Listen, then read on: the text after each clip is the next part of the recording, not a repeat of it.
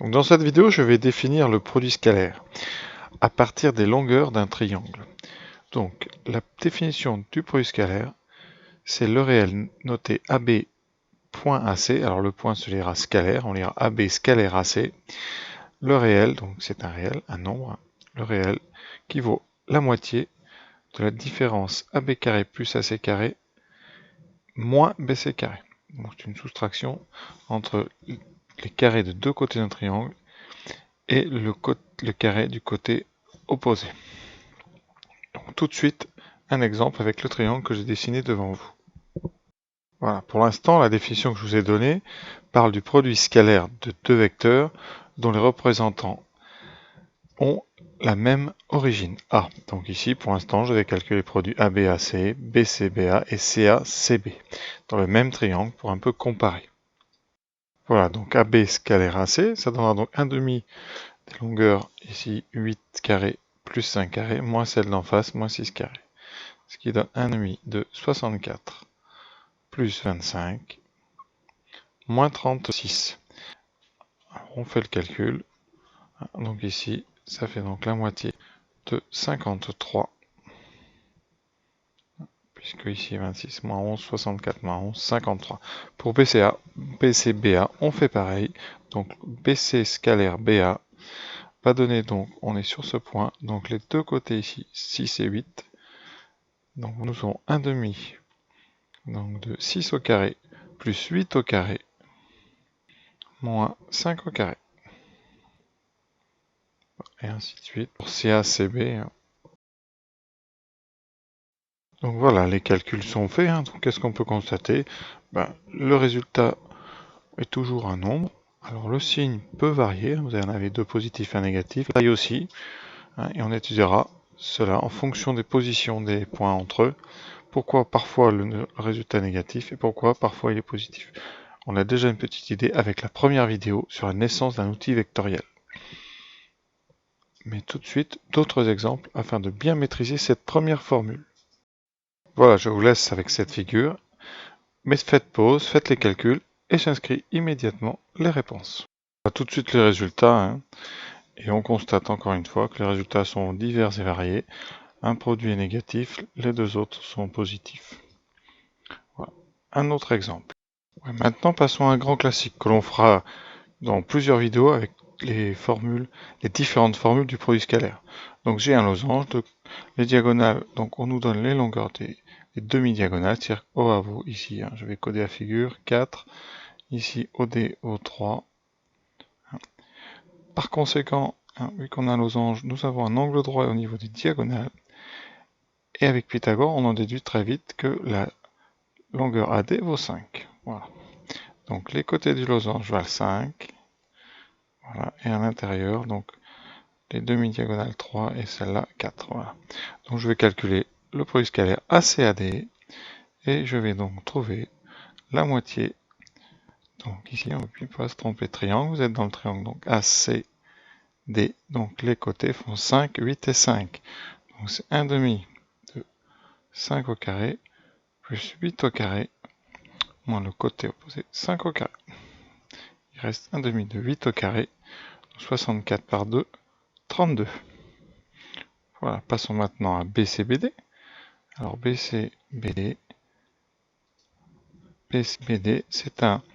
Donc ici vous avez un triangle de longueur dont les côtés font 5 ici pour BC, 6 pour BD et 5 pour DC. Donc vous avez 1 demi de 5 au carré plus 6 au carré moins 5 au carré.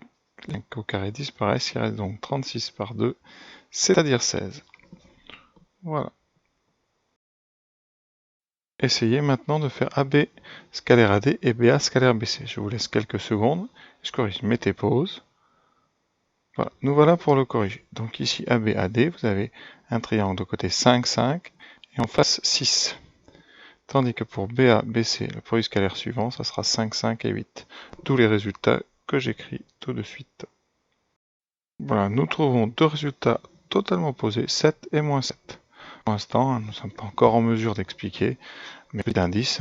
Si vous regardez l'angle BAD, il est inférieur à 90 degrés, tandis que l'angle BAC est plus grand que 90 degrés.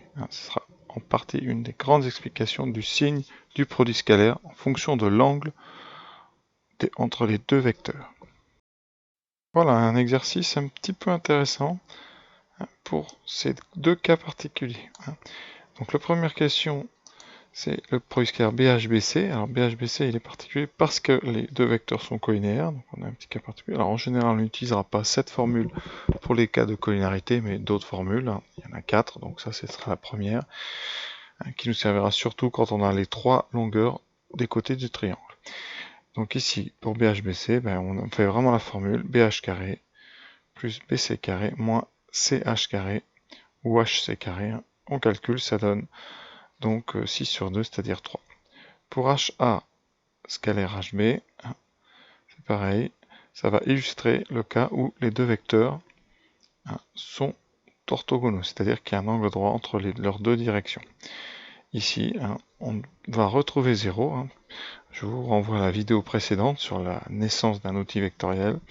Et ici, on aura HA carré plus HB carré moins AB carré, et on sait très bien que ça fait 0. C'est le théorème de Pythagore. Donc maintenant, reste à faire la dernière question, donc le produit scalaire de BA et de BC.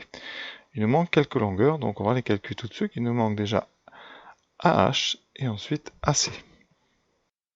Voilà, donc pour calculer la longueur AH, on utilise Pythagore dans le triangle ABH, hypoténuse CAB, et donc on trouvera AH carré qui vaut 4 moins 1, c'est-à-dire 3. Donc AH vaut ici racine de 3.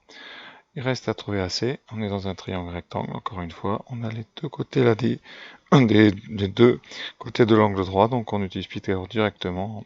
Donc AC sera au carré, vaudra donc le carré de racine de 3, 3 plus 2 au carré, 4, donc ça vaudra 7.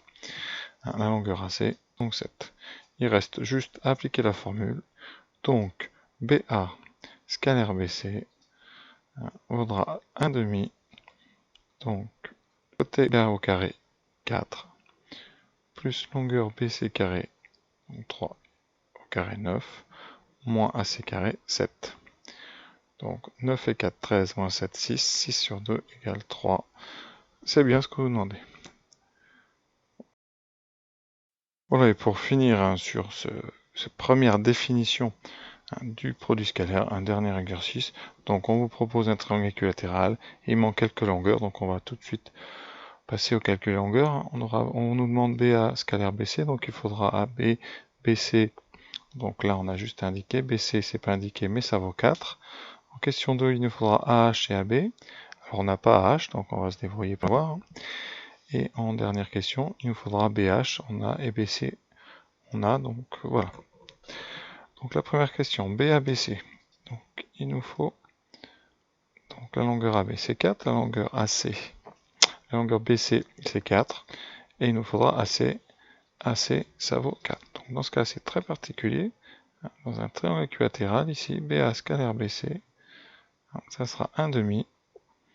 Donc, et vous avez les trois côtés font la même longueur, donc vous aurez 3 fois le même carré avec un moins dans le troisième. Donc vous aurez 4 au carré plus 4 au carré moins 4 au carré. Bilan, il reste un seul 4 au carré, c'est-à-dire 16 par 2, 8. Pour la deuxième question, AH, AB, donc il nous faut AH. Alors, BC vaut 4, on est dans un triangle équilatéral, donc la hauteur AH est aussi une médiane, et aussi une hauteur d'ailleurs. Donc on a un angle droit, on a un milieu, donc on a un triangle ici rectangle avec un côté CH qui fait la moitié de BC, c'est-à-dire 2.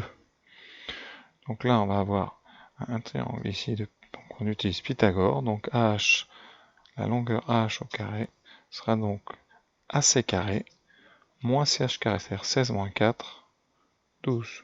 Donc AH vaut racine de 12. Donc le produit scalaire AH AB vaudra donc la moitié, donc de AH carré 12 plus AB carré 16 moins HB carré, c'est-à-dire 4. Il reste 28 moins 4, 24 par 2, 12. Il ne reste qu'une question, la question BH scalaire BC qui est particulière puisque BH et BC sont collinéaires. Et donc ça ne nous pose aucun problème pour cette formule, même si c'est pas celle-là qu'on utilise habituellement. On aura donc 1 demi de BH carré, c'est-à-dire 4, plus BC carré, 16, moins HC carré, c'est-à-dire 4. Il restera 16 sur 2, il reste 8. Voilà, c'est fini pour cette vidéo. Je vous invite à découvrir la vidéo suivante, la deuxième définition, celle qui utilise le projeté orthogonal.